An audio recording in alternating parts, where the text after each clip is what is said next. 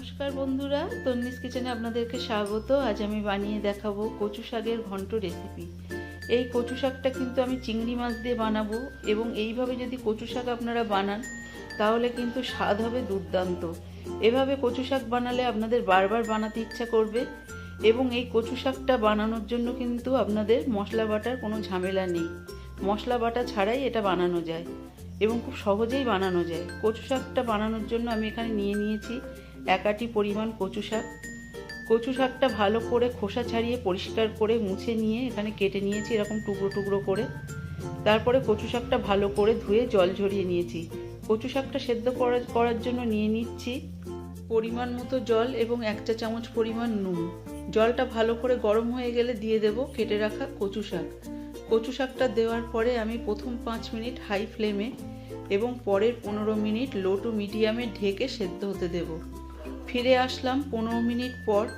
এবার আমি তলা থেকে ভালো করে কচু শাকটা উল্টে পাল্টে নেড়ে দেব যাতে তলা থেকে না লেগে যায়। দেখুন কচু শাকটা কিন্তু তলার দিকে একদম সেদ্ধ হয়ে গেছে আর ওপরের কিছু কচু শাক এখনো সেদ্ধ হতে বাকি আছে। এইবার আমি একদম লো ফ্লেমে আরও 10 মিনিট হতে দিলাম। ফিরে আসলাম 10 মিনিট পর। দেখুন একটা কচু শাক আপনাদেরকে কেটে দেখাচ্ছি, একদম কিন্তু পারফেক্ট সেদ্ধ হয়ে গেছে। কচু শাকটা এখানে ভালো করে গলে যাবে, এইভাবে সেদ্ধ করে নিতে হবে। এবং একটা ঝুড়িতে আমি জলটা ঝরিয়ে নিলাম। কড়াই গরম করে কড়াইতে দিয়ে দিলাম পরিমাণ মতো তেল, দিয়ে দিলাম সামান্য 5 ফোড়ন আর 2টো তেজপাতা। ফোড়নের জন্য 5 ফোড়ন আর তেজপাতাই শুধু লাগবে, আর কিছু দেওয়ার দরকার নেই। তেলটা ভালো করে গরম হয়ে গেছে, ফোড়নটাও গরম হয়ে গেছে। এই পর্যায়ে দিয়ে দিলাম 1 চা চামচ পরিমাণ ধনে গুঁড়ো। আমি যেহেতু এখানে বাটা মশলা দিচ্ছি না, সেই কারণে কিন্তু ধনে গুঁড়োটা দিয়ে লাল লাল করে ভেজে নেব। ধনে গুঁড়োটা লাল লাল হয়ে গেলে দিয়ে দিলাম 13 থেকে 14 কোয়া রসুন। রসুনটা আমি এখানে 4 ফাল করে বটিতে কেটে নিয়েছি। এবার দিয়ে দিচ্ছি 2টো মিডিয়াম সাইজের পেঁয়াজ। পেঁয়াজটা কিন্তু আমি এখানে কুচিয়ে নিইনি, এরকম বড় বড় টুকরো করে কেটে নিয়েছি। এবং পেঁয়াজটা কিন্তু এখানে খুব বেশি ভাজার দরকার নেই, শুধু রসুনটাই একটু গোল্ডেন ব্রাউন করে ভেজে নিতে হবে, তারপরেই দিয়ে দিতে হবে পেঁয়াজ। পেঁয়াজটা হালকা ভাজা হলে দিয়ে দিলাম 1 চা চামচ পরিমাণ জিরের গুঁড়ো। জিরের গুঁড়োটা দেওয়ার পরে দিয়ে দিলাম সামান্য পরিমাণ কালো গোলমরিচ গুঁড়ো, আর দিলাম 1 চা চামচ শুকনো লঙ্কার গুঁড়ো। শুকনো লঙ্কার গুঁড়োটা অপশনাল, কিন্তু এতে কিন্তু দিলে খুব ভালো একটা টেস্ট আসে। দিয়ে দিচ্ছি 4 থেকে 5টা কাঁচা লঙ্কা। কাঁচা লঙ্কাটা আমি একটু চিড়ে দিয়েছি।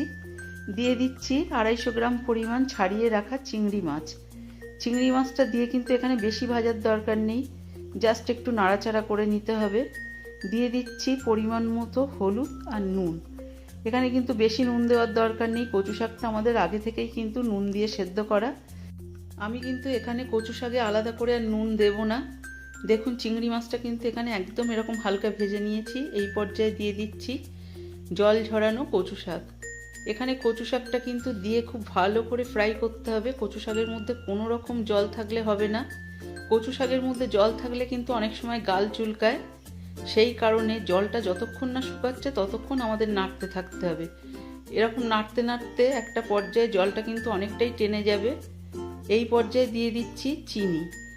মিষ্টিটা আপনারা আপনাদের স্বাদ অনুযায়ী দেবেন, আর এটা অপশনাল। কিন্তু কচু শাকের ঘন্টে কিন্তু একটু মিষ্টি দিলে বেশ ভালোই লাগে, কারণ ঘন্ট ব্যাপারটা কিন্তু একটু মিষ্টি মিষ্টিই হয়, সেই কারণে আমি এখানে মিষ্টিটা দিলাম। এইবার আমি নাড়াতে নাড়াতে একটা সময় দেখুন একেবারে ড্রাই হয়ে গেছে এবং সাইড দিয়ে তেল ছেড়ে গেছে। এই পর্যায়ে বুঝে নিতে হবে কচু শাকটা আমাদের পারফেক্টলি হয়ে গেছে। এবং নুন ঝাল মিষ্টিটা এই সময় আপনারা চেক করে নেবেন। এবার আমি একটা বাটিতে আপনাদের সার্ভ করে দেখাচ্ছি, দেখুন কতটা লোভনীয় হয়েছে। এটা গরম গরম ভাতের সাথে সার্ভ করুন, খুবই দুর্দান্ত লাগবে। আমার এই রেসিপিটা যদি ভালো লাগে তাহলে সাবস্ক্রাইব করতে ভুলবেন না এবং লাইক ও শেয়ার করবেন। আর পরবর্তী ভিডিও কিসের ওপর দেখতে চান আমাকে কমেন্ট করতে ভুলবেন না।